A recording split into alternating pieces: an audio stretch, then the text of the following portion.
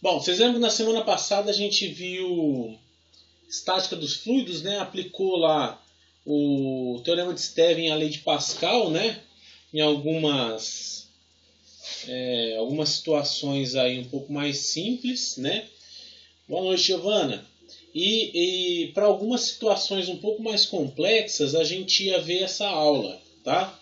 Que eram para manômetros e tudo mais, e a gente fazia análise aí de pressão em manômetros de coluna de líquidos, né? Tá bom? Bom, então hoje é o que a gente vai fazer, tá? Então, prepara os cadernos aí, porque o conteúdo de hoje vai cair na prova também, tá? E como vai ser a prova, né? Eu não vou disponibilizar hoje. Eu vou disponibilizar na terça-feira que vem, tá? Vocês vão ter até sexta para fazer. De terça até sexta, certo? Na sexta-feira é feriado, tá? Então a gente já não vai ter aula. Até sexta-feira, que vai fechar, eu vou fechar as notas de vocês, né? E quem estiver de recuperação, eu vou colocar lá no Moodle para fazer a prova, tá? E aí qualquer coisa eu posso mandar um e-mail ou me comunicar com o o representante do curso, né? E aí quem tiver que fazer a prova, eu vou colocar no Moodle os nomes lá, eu acho que fica melhor, né? Aí entra lá e faz a prova de recuperação, tá bom? Ou senão eu libero só para esses alunos, eu vejo lá como que faz para liberar só para esses alunos. Beleza, pessoal? Então, pode ser desse jeito? Tá bom para vocês? Professor, não é essa terça não, né? Oi? Vai ser essa terça? Essa terça. Na próxima terça-feira. E na sexta vai ser... Até que hora? Na sexta, eu posso deixar até meia-noite. Pode ser? Não, beleza. Então é que eu trabalho na sexta. Mesmo no feriado eu tô trabalhando. Aí beleza que eu faço de noite qualquer coisa se não tiver tempo, né? Bom, beleza. Eu deixo de terça até sexta-feira, na sexta-feira até meia-noite. Tudo bem? Beleza. Tá, e aí, ó, então eu vou fazer o seguinte. Eu vou fechar as notas na segunda-feira, sem ser nessa segunda, na outra eu já fecho as notas, né? E aí eu libero de novo na terça-feira a recuperação, até sexta. Beleza? Então a segunda prova, a P2, vai ficar de terça até sexta. E a recuperação também de terça até sexta, mas da outra semana. E na semana que vem a gente não tem aula, né? Porque é 9 de julho. Pode ser então, pessoal? Ficamos combinados assim? Vocês transmitem para os alunos, para os outros alunos que não estão aqui presentes? Transmitem depois? Bom, então beleza. Então vamos lá, vamos pro pau. Hoje não vai ser tão demorado, tá, pessoal? Prometo. Vocês não cansaram. Tenho certeza que vocês estão cansados e tudo mais. Bom, então na última aula, pessoal, nós vimos esses slides aqui, né? E aí, só para relembrar, né? A gente viu, acabou vendo, né? Os conceitos. Vamos voltar do começo, tá? Só para revisar, tá? A gente acabou vendo os conceitos de densidade absoluta ou o que a gente chama de massa específica, tá bom? O que eu gosto mais de chamar de massa específica, tá? Aí vimos que a massa específica, o padrão para a água é de 1000 kg por metro cúbico, certo? Vimos também aqui o conceito de peso específico, né? Que é o peso, que é a massa vezes a gravidade, dividido pelo volume, certo? Acabamos vendo aqui a densidade relativa, né, que é o peso relativo de algum material pela água, né? Vimos também a viscosidade cinemática, o conceito de viscosidade cinemática, né? Só ela, pura e simplesmente. E na outra aula passada a gente viu o conceito desse cara aqui, né, que era o micro, que era a viscosidade dinâmica, certo? Viscosidade cinemática, então, é a viscosidade dinâmica dividido pela massa específica aí, certo? Falamos um pouco mais sobre fluidos ideais, né? Que não tem viscosidade, certo? Escoa sem que seja necessário submeter a uma tensão de cisalhamento. Falamos sobre fluidos compressíveis e incompressíveis, né? Que o ρ varia para fluidos compressíveis e não varia para incompressíveis. E a gente falou que a gente ia lidar só com fluidos incompressíveis. Aqui é uma revisão das fórmulas. Definimos o que é pressão, que é a variação da força sobre a variação de área, né? Mas é força sobre área, beleza? Falamos também aqui sobre o teorema de Stevin, né? Que a pressão vai aumentar em um líquido conforme eu afundo nesse líquido, né? Depende da altura de líquido em cima da minha cabeça aqui, né? Então, se eu estiver num tanque de água e eu for afundando, a pressão vai aumentando porque a coluna de água em cima da minha cabeça também vai aumentando, tá? E isso daqui, pessoal, vai ser importante para a aula de hoje, tá? Esse conceito, vocês têm que estar com ele mais bem definido aí, ok? Ainda sobre o teorema de Stevin, algumas explicações, né? Claro. Teorema de Stevin ainda, falando sobre o teorema de Stevin. Tá vendo? Que a variação na pressão aqui é o peso específico da água vezes a altura, né, que ele está. Tudo bem? Opa. Aí. Ainda falando sobre o teorema de Stevin, a gente viu outro conceito aqui de que numa mesma linha horizontal, né, as pressões permanecem iguais independente do formato do recipiente, né, ou da distância que eles estão, certo? Se o recipiente está cheio com um único fluido, se ele está cheio aqui com um fluido, né, as pressões se mantêm na horizontal. E mesmo que for um outro fluido aqui, né, nessa horizontal aqui, as pressões são iguais, tá bom? Beleza? Porque vai depender da densidade do fluido, né? Ainda no teorema de Stevin, né, contextualizou que a pressão, então, é o peso específico do fluido vezes a altura em que o ponto está localizado, né? E também eu trouxe aqui, né, que em gases, nos gases, né, essa variação de altura pode ser desprezível, né, porque acaba que a pressão, por conta do baixo peso específico do gás, a pressão vai mudar muito pouco, certo? Falamos sobre esse outro conceito de pressão, né, de fluido em repouso, que em todos os pontos a pressão é a mesma, né, vem de todos os lados. E aí já entramos em lei de Pascal. E lei de Pascal, pessoal, o principal que vocês podem lembrar da lei de Pascal é isso daqui, né?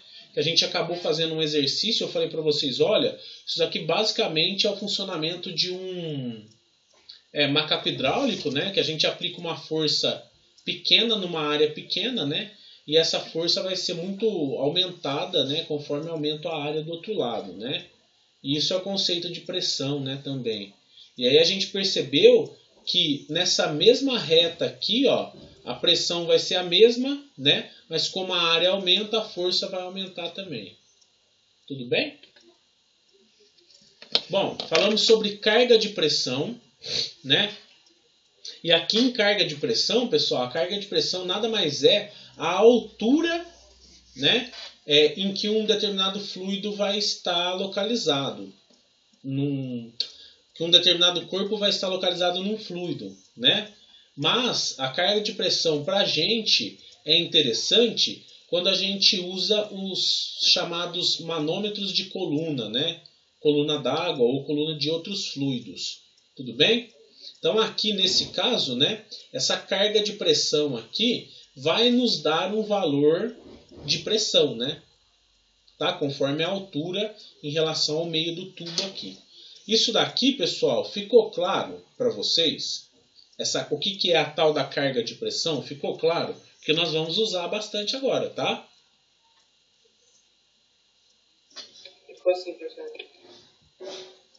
Beleza. Então, ó, essa carga de pressão vai permitir que a gente calcule a pressão no meio do tubo com base no peso específico da água e na altura da água não, né? No peso específico do fluido e na altura de coluna de fluido aqui que se formou. Então, quanto maior for a pressão aqui, maior vai ser essa altura. E com base no peso específico, a gente consegue calcular a pressão. Isso daí ficou claro, né? Bom, E aí, né, a gente viu sobre o que era pressão absoluta, né, e pressão efetiva, né, ou relativa, tá?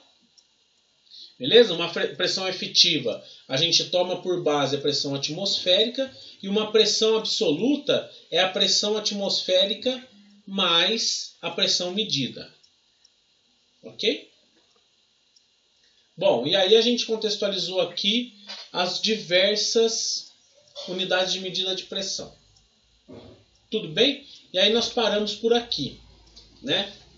A unidade de medida de pressão, e paramos por aqui. Aí, a gente ficou de resolver desse exercício aqui para frente, né? É isso? Então vamos resolver esses exercícios? Professor, acho que o exercício já fez. Eu fiz já? Esse daqui? Ah, fiz, é verdade. Que dava uma coluna de mercúrio bem pequena, né? Isso, acho que deu em torno de uns 30 centímetros. Isso. 40. Ficou dúvida nessa daqui? Senão eu posso refazer. Pô, pra mim não. Não? Tá, beleza. Deixa eu ver se alguém falou alguma coisa aqui. Não.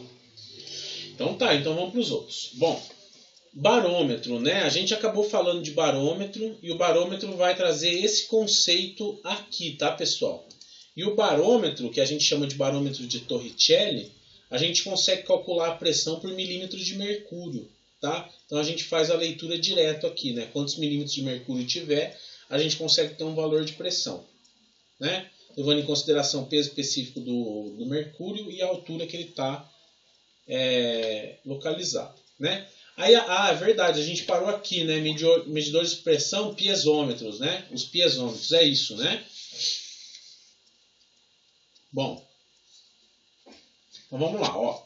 O que são os piezômetros, pessoal? Piezômetro é um tubo de vidro que é ligado a um reservatório, né? Na verdade pode ser um reservatório ou uma tomada de pressão, tudo bem? E permite medir diretamente a carga de pressão, né?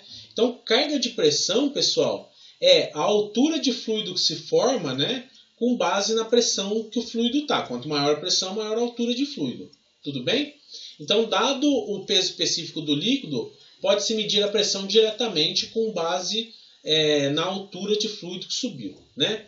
Então, a gente falou das limitações aí, né? Que a altura H é muito grande para líquidos de baixo peso específico, por exemplo, a água, né? Se a gente tiver uma pressão muito alta numa tomada de pressão, num tubo, né?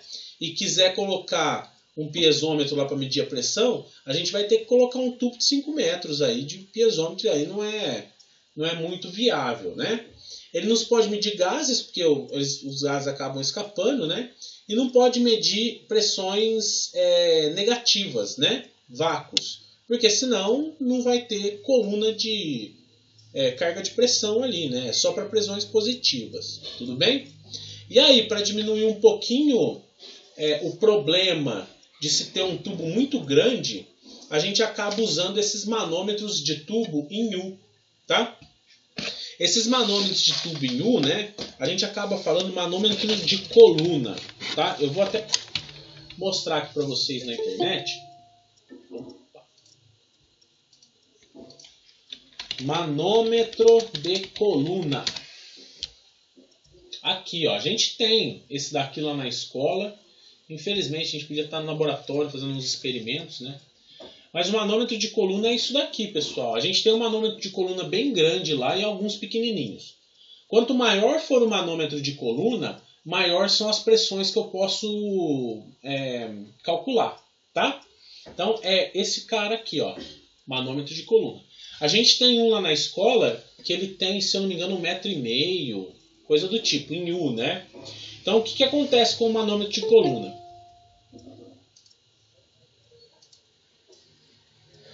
O manômetro de coluna, pessoal, a gente pode medir pressões diferenciais ou pressões que a gente diz aqui, né, efetivas, né?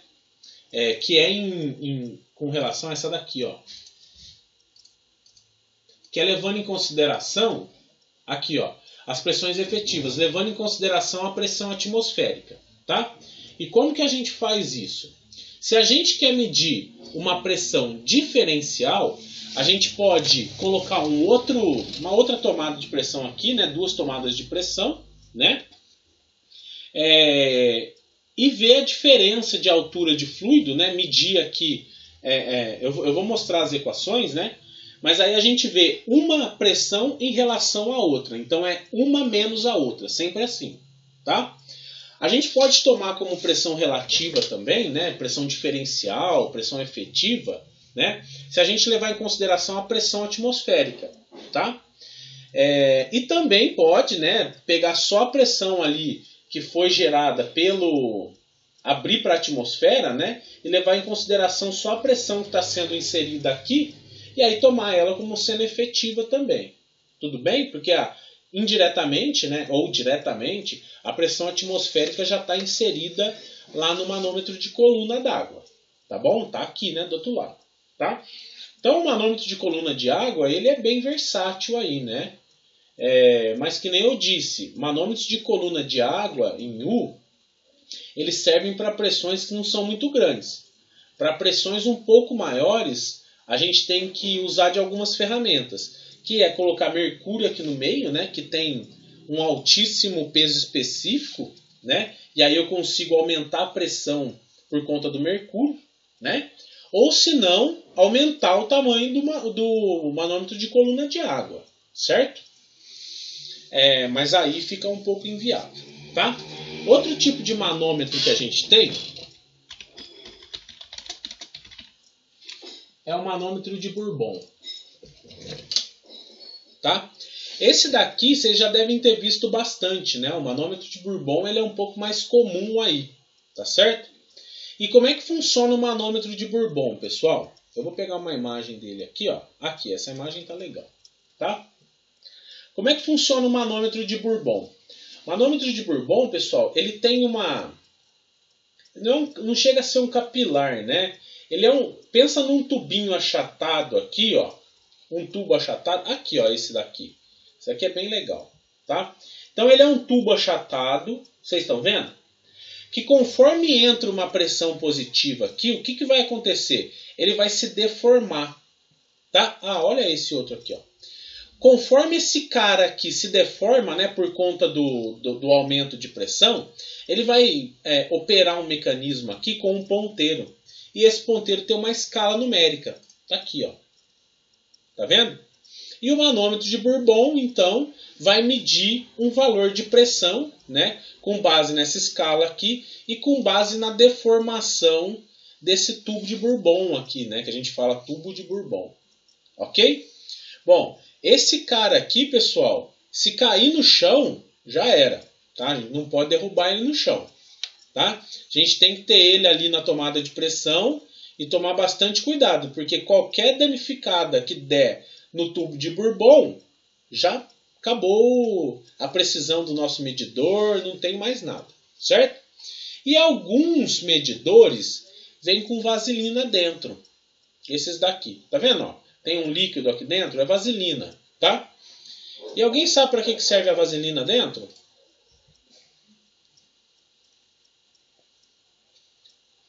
Alguém se arrisca a falar? Para que serve a vaselina dentro do manômetro de Bourbon? É para a vibração da água. Professor, a glicerina ela serve para poder estabilizar o ponteirinho. Boa! Com vibração, né? O Marco lá estava falando também, né? Por conta da vibração, né, que pode ter no processo, porque isso daqui pode estar num compressor, né? E compressor agita pra caramba, treme pra caramba, né? Então a gente coloca lá a glicerina dentro para o ponteiro não ficar vibrando, né? Mexendo toda hora. Então, basicamente é isso, tá? Aí, pessoal, a gente tem transdutores de pressão. A gente já vai para as contas, tá? Mas eu quero mostrar para vocês.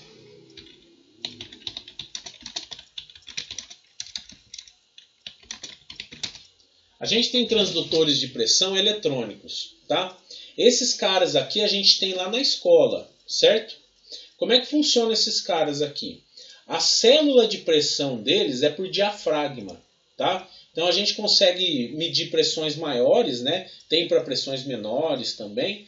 E o transdutor de pressão mesmo é só esse carinha aqui, ó, o elemento sensor, vamos dizer assim, o cara de baixo. Aqui em cima é toda a eletrônica do nosso sensor, né? Aí a gente vai ter os protocolos de comunicação, que vocês vão aprender mais para frente, sobre protocolo de comunicação com rede 4 a 20 mA, Modbus, Fieldbus, coisa do tipo, ou se não, TCP/IP, tá? Mas esse cara aqui de cima é basicamente a eletrônica do cara aqui de baixo, tá? Então o cara aqui de baixo, conforme aumenta-se a pressão, olha que legal, ó. Ele tem aqui, ó.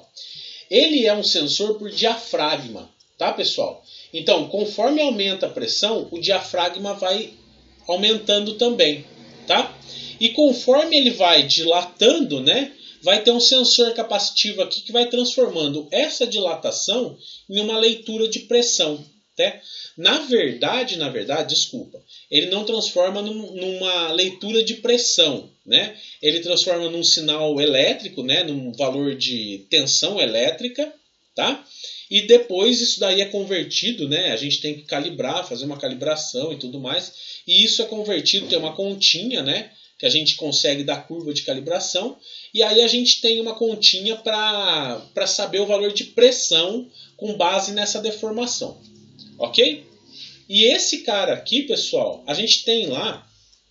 E ele é bem versátil. Por quê? A gente consegue fazer a mesma coisa, né, que o manômetro de coluna d'água. A gente consegue ver pressões diferenciais. Então, se a gente ligar aqui, ó, essas duas tomadas de pressão, a gente consegue ver uma pressão em relação à outra. E também a gente consegue ver uma pressão relativa, que é em relação à atmosférica. Tá? Se eu deixar aberto um dos pontos, eu vou ver em relação à atmosférica. Se eu fechar, eu vou ter uma tomada de pressão absoluta, que é daquele processo só. Então ele é bem versátil, né? Bem legal. Tá? A mesma coisa do manômetro de coluna d'água. Tá? E aí, pessoal, medidores de pressão desse jeito aqui, a gente não precisa usar basicamente para medir pressão. A gente pode medir nível, a gente pode medir vazão, tá? E como que a gente mede nível? Transdutor de pressão SMAR para medição de nível. Eu fui lá na escola, eu devia ter tirado uma foto do medidor de nível para vocês. Aqui, ó. Como é que funciona o medidor de pressão para medir nível? Deixa eu ver se está mais claro aqui um outro.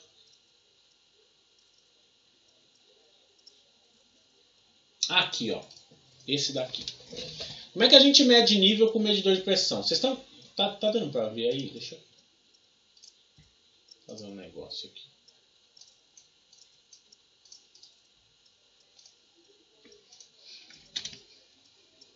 Peraí.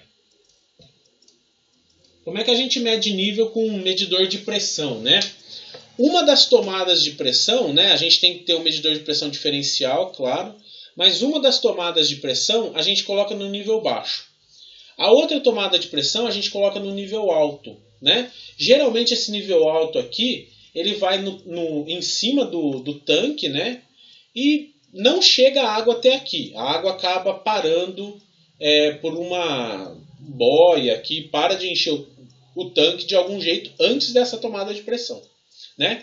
E aí ele mede a pressão diferencial aqui, né? Essa tá para a atmosfera, que é em cima do tanque, e essa daqui tem toda a coluna de água fazendo pressão. Então, quanto mais água eu tiver, maior vai ser o meu H, e aí maior vai ser a minha pressão, tá? E aí ele consegue medir esse H, que é o meu nível, né? Por meio da pressão. E aí, então, né? Você tem que saber qual que é o peso específico do fluido que está lá para saber qual que é a quantidade de fluido que tem.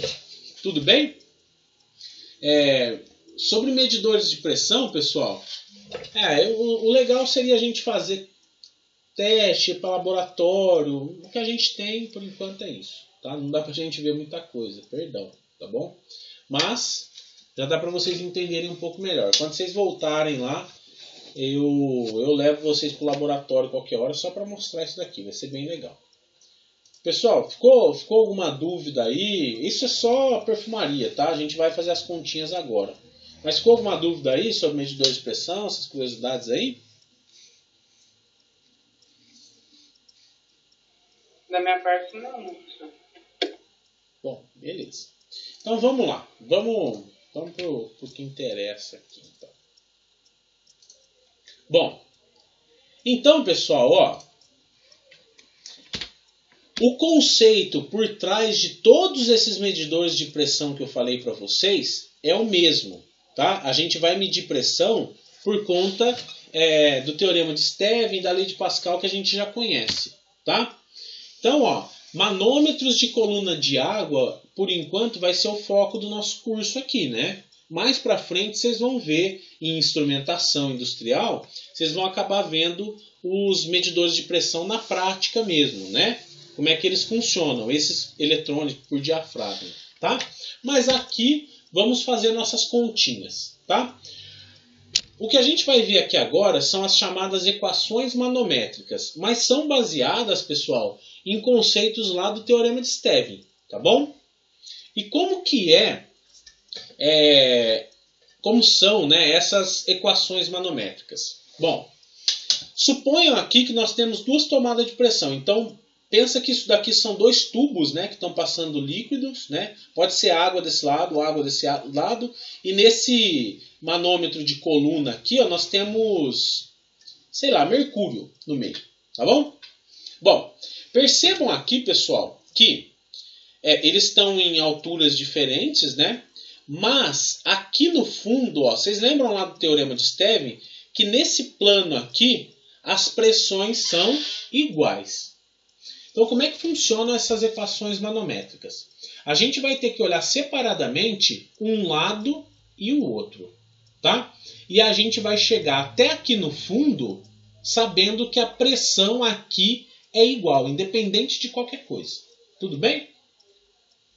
Bom, então, ó, vamos ver para o lado esquerdo aqui como é que funciona.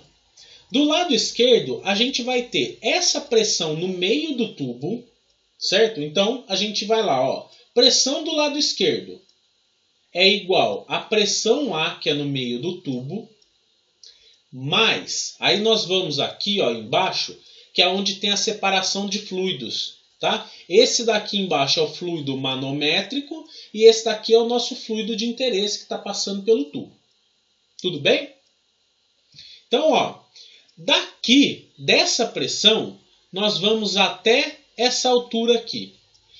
Nessa divisão, nós vamos ter uma outra pressão. Por quê? A gente afundou no fluido, certo? E esse fluido aqui tem um peso específico. Então, por isso que ele põe aqui, ó, pressão A, que é dentro do tubo, mais o peso específico do líquido A, vezes a altura H1 menos a H2, que vai dar aqui na junçãozinha. Ok?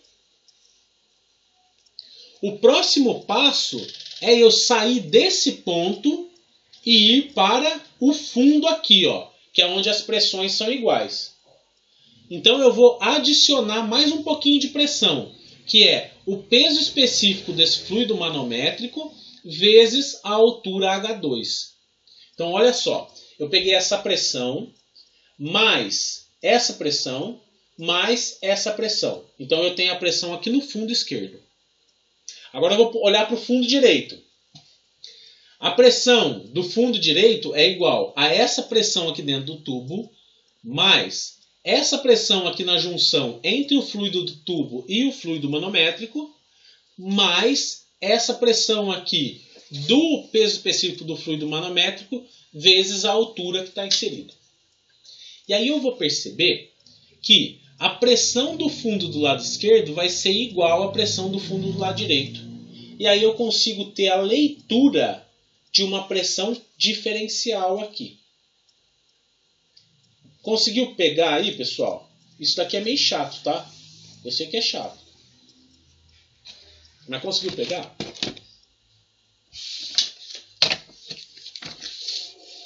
Parece que deu, professor. Então vamos lá. Então vamos seguir em frente, a gente faz exercício para pegar mesmo. Então foi o que eu falei, ó. A pressão no fundo esquerdo é igual à pressão no fundo direito, por conta do teorema de Stevin, tá, pessoal? Por conta do teorema de Stevin, essa pressão vai ser igual a essa, não tem jeito. E aí o que a gente faz? A gente pega a equação que a gente gerou do fundo do lado esquerdo, iguala com a equação do fundo do lado direito. E aí a gente vai perceber, olha aqui, ó, que a gente vai achar uma pressão de B em relação à pressão de A. E aqui a gente vai acabar tendo uma pressão diferencial. Ok? Uma pressão diferencial. Tudo bem? Aqui ficou muita letra, mas a gente vai substituir por número, vai ficar mais fácil. Tá? Opa. Bom, então, pessoal, a gente vai acabar percebendo que a gente precisa sempre sair de um ponto, né, que é o nosso ponto de interesse aí, e ir andando em cada um dos pontos de interesse que a gente quer. Por isso, né, que a gente acaba tendo aí um certo trabalhinho, né? A gente tem que analisar aonde que a pressão vai ser igual. Então, ó, nesse caso aqui, por exemplo, se a gente for parar para pensar, a pressão vai ser igual nesse ponto aqui, ó. Tá vendo? Então, por isso que ele dá... Tá vendo aqui, ó? Onde está reto, né? Aqui que ele dá o ponto de pressão, assim, que vai ser o mesmo. E aqui que é o nosso limite que a gente tem que parar e igualar as pressões aí. Tudo bem? Ficou claro aí? Até aqui tá, beleza? Esse aqui é um caso mais complexo, né? A gente não tem isso, nem na indústria a gente não tem. Mas, beleza, pessoal? Então, vamos fazer exercício? Ó. Esse daqui. Eu vou abrir minha câmera aqui, ó.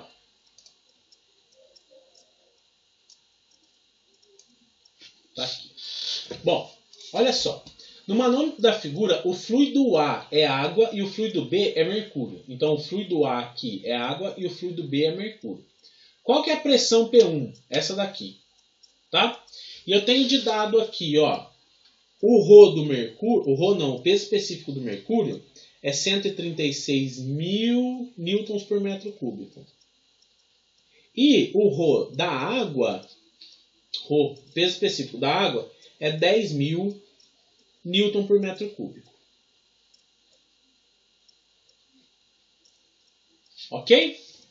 E aí a gente tem aqui, ó, as medidinhas para a gente conseguir fazer as contas. Tá? Então, ó, eu vou desenhar aqui para ficar mais fácil. Então, a gente tem o tubo, saiu, veio para cá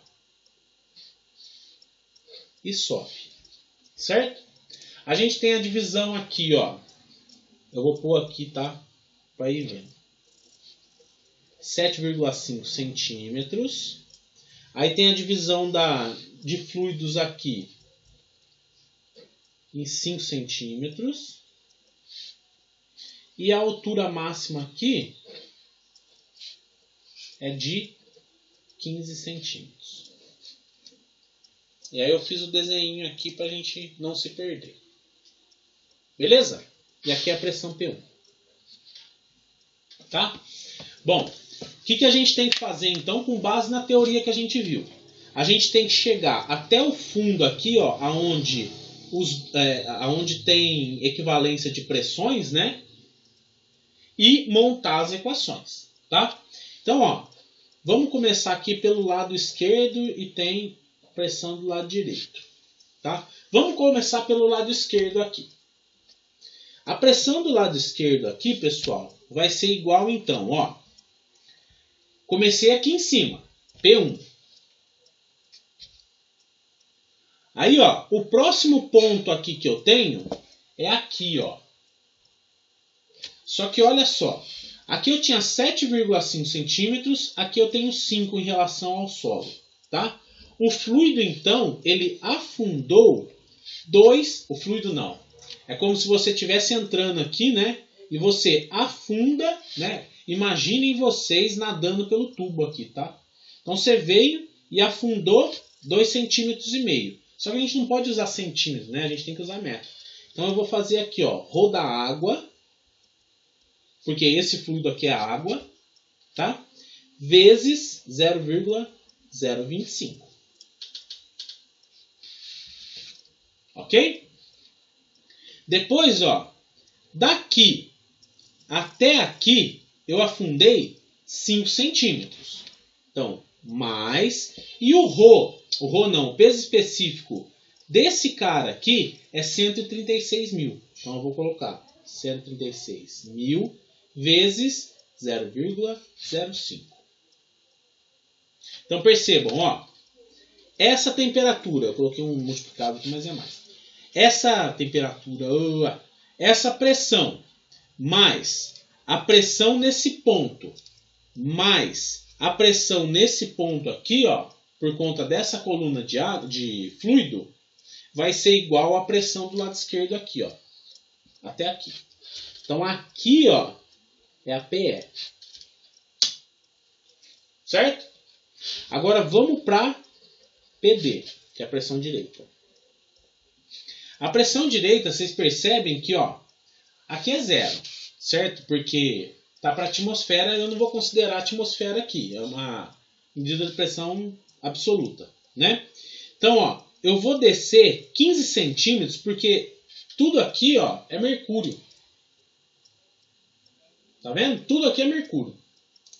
Então eu vou descer 15 centímetros dentro do mercúrio. Então essa parte aqui vai ser só 136 mil vezes 0,15. Ok? E o que eu vou fazer? Pressão do lado esquerdo é igual a pressão do lado direito. Simples assim. Então vai ficar P1 mais 10 mil vezes 0,025. 250. Mais 136 mil vezes 0,05.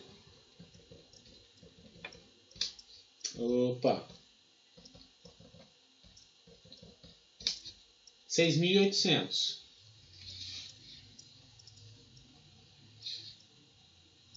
Certo? Isso daqui vai ser igual a pressão do lado direito, 136 mil vezes 0,15. 2.400. Ok? Então a gente vai perceber, pessoal, que incógnita aqui só sobrou P1. Então a gente vai falar que P1 é igual aos 2.400 menos 250 menos 6.800. Então a P1 vai ser 20.400 menos 250 menos 6.800. 13.350. E isso daqui, pessoal, é o quê? Newton por metro quadrado. Que é conhecido nas bocas aí como Pascal. Só que como a gente tem 13.350, a gente pode simplificar aqui e falar que isso é 13,35 quilopascal. Nossa, tá dando umas travadas na minha câmera aqui. Beleza? Ficou claro aí para vocês, pessoal? Essa daqui? Agora olhando na conta, tudo é melhor. Fica mais fácil, né? É. Esse monte de número, esse monte de letra aqui, às vezes assusta. Beleza? Vamos fazer o próximo? Aí eu juro que eu libero já vocês. Ó, o próximo aqui. O próximo, pessoal, a gente já está vendo uma pressão diferencial, né? Então, quer dizer, é uma pressão em relação à outra aqui, tá? Então, no manômetro diferencial da figura, o fluido A é água, o fluido B é óleo e o fluido manométrico aqui é mercúrio, né? Sendo H1 25 centímetros, eu vou marcar aqui, tá? Eu vou ir marcando e falando para vocês. H1 25 centímetros, eu já vou converter para metro aqui 0,25 metros, tá? H2 100 centímetros, então é 1 metro. H3, 80 centímetros. Eu vou colocar aqui 0,8 metros. Tá? E H4, 10 centímetros.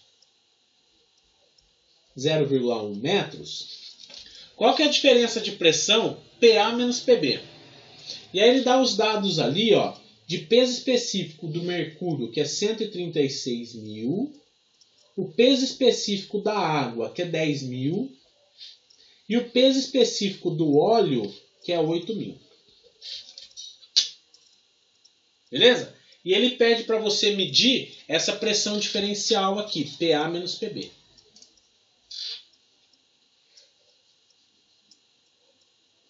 Beleza? Vamos lá? Olha só. Ah, deixa eu fazer o desenho aqui.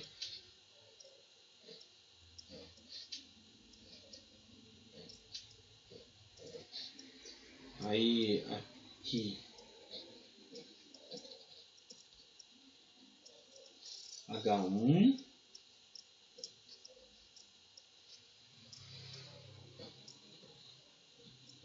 H2, eu estou só fazendo desenho, tá? H4 e H3. Ó, só fiz o desenho aqui, ó, para mostrar para vocês, tá bom? Para ficar mais fácil. Aqui, ó, é fluido manométrico, então é mercúrio, né? Beleza, vamos lá então, pessoal, ó. Aqui é o fluido A, né? E aqui é o fluido B, tá? Então aqui é água, aqui é óleo. Beleza? Olha só. Do mesmo jeito, a gente tem que ir mergulhando no fluido até chegar aqui no fundo, mergulhando no fluido até chegar aqui no fundo. Aqui é a pressão esquerda, aqui é a pressão direita. Beleza? Olha só. Para a pressão esquerda, nós vamos ter então, ó, pressão esquerda. Nós temos a pressão A. Deixa eu colocar maiúsculo aqui. Mais, sair daqui, nadei até aqui. É água, né? Então é 10 mil. Vezes H1, que é 0,25. Aqui, ó, H1. Mais, nadei mais um pouquinho, ó. Tem que vir aqui no fundo, porque não mudou o fluido, né? Então tem que ir até o final do fluido. H2 mais H4. Se H2 vale 1 e H4 0,1, então eu vou colocar aqui 136 mil, que é o peso específico do mercúrio, vezes 1,1. E aí a gente tem a equação do lado esquerdo. Eu já posso até fazer aqui, ó. PA mais 10 mil vezes 0,25 vai dar 2.500, né?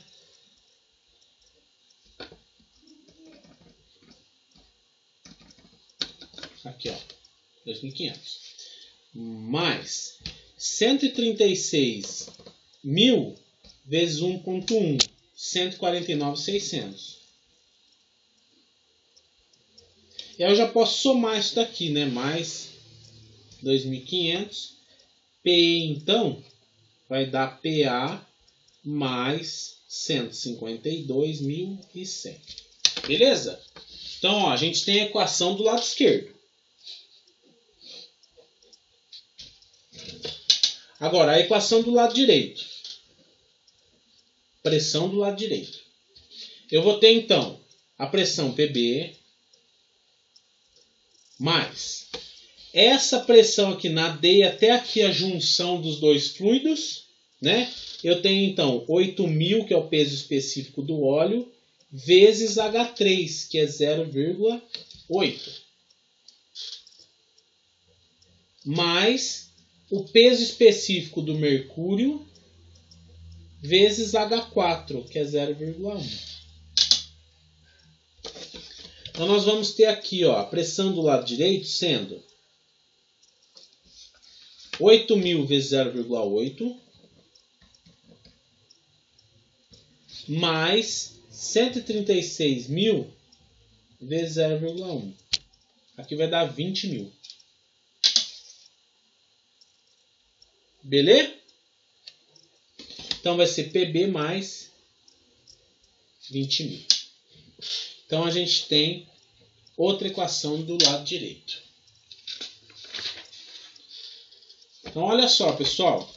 Se a pressão do lado esquerdo, aqui no fundo, ó, ficou igual à pressão do lado direito, então a gente vai acabar tendo PA mais 152.100 igual a PB mais 20 mil. Eu vou passar esse cara para o lado de lá, esse PB para o lado de cá. Ok? Eu vou ter PA menos PB igual a 20 mil menos 152.100. PA menos PB é igual a menos 132.100 ou 132,1 quilopascal. Negativo, né?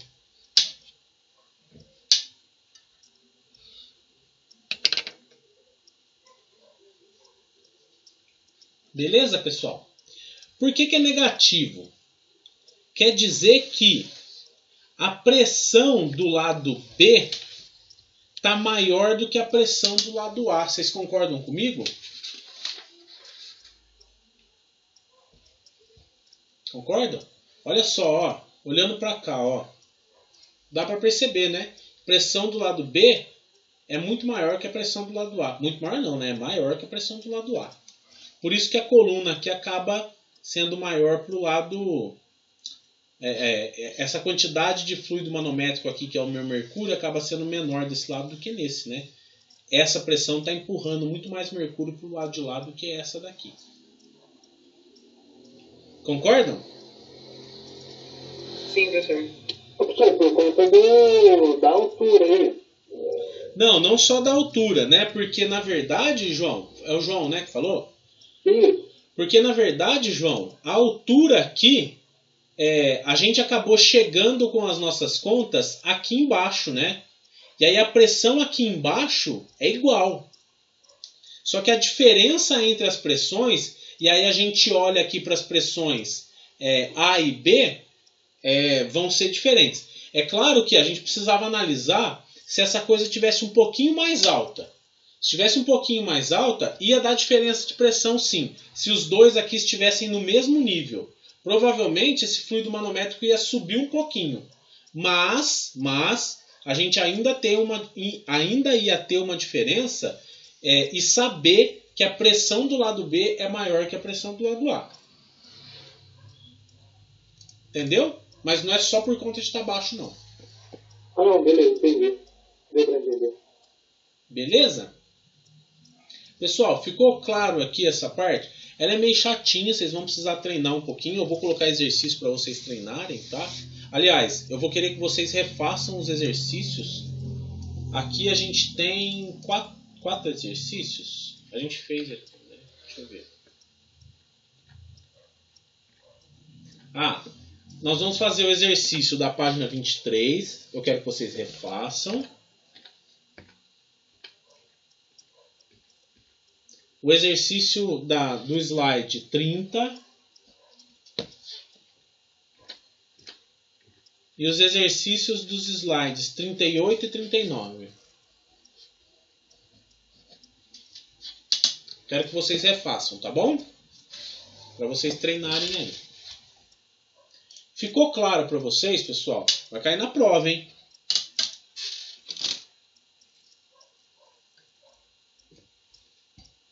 Por mim tá certo. Não, Certo? por mim também, professor. Bom, então, beleza. Então, se está certo para vocês, está certo para mim.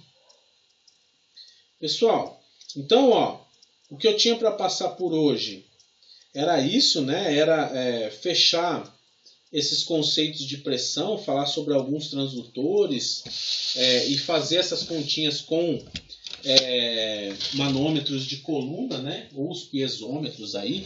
Não tem muito sentido a gente fazer conta Não é difícil, né, Gabriela? Só precisa treinar. Porque às vezes você vê aquele monte de letra, né? Você fica meio assustado. É só treinar, tá, pessoal? O que a gente vê em mecânica dos fluidos para cálculo de pressão é isso, tá? Não tem muita coisa.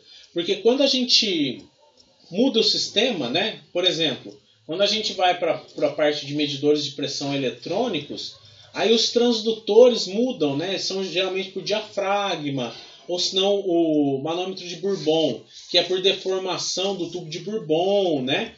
Esse daqui também é bem comum, né? Esse transdutorzinho de pressão aqui, ó. Ele é bem barato e ele é aqui, ó, tá vendo?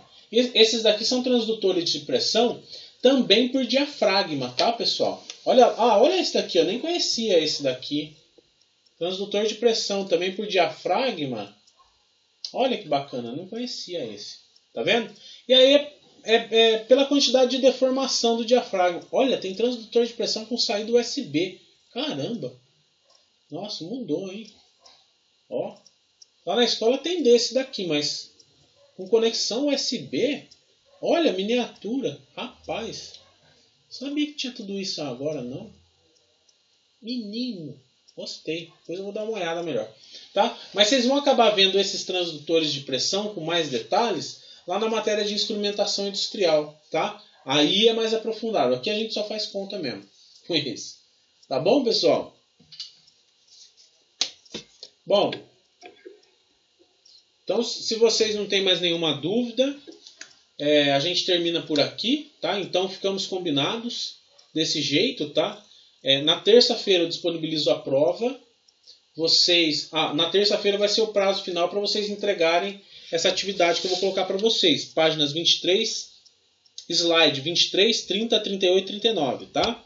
E aí, na terça, começa a prova, acaba na sexta. Eu vejo quem precisa fazer recuperação e aí dou a recuperação na outra terça, tá? Então vocês vão ter aqui, ó, vocês estão vendo minha tela, né? Vocês vão ter do dia 6 ao dia 9 para fazer a P2. Quem não alcançar a nota vai ter até terça-feira para estudar toda a disciplina até aqui e de terça até sexta fazer a recuperação. Na sexta-feira aqui, ó, a gente só discute essa prova aqui, né, do dia 9. Tá? Eu solto as notas para vocês. E tchau e benção, tá todo mundo dispensado. Tá bom? Então no dia 16 a gente tem aula, tá? Beleza? Beleza, professor. Então, tá bom, pessoal. Bom final de semana. Fique com Deus. E até o dia 16. Boa noite, professor. Bom final de semana, professor, também. Vocês também, gente. Um abraço. Boa noite, professor. Até mais. Alô!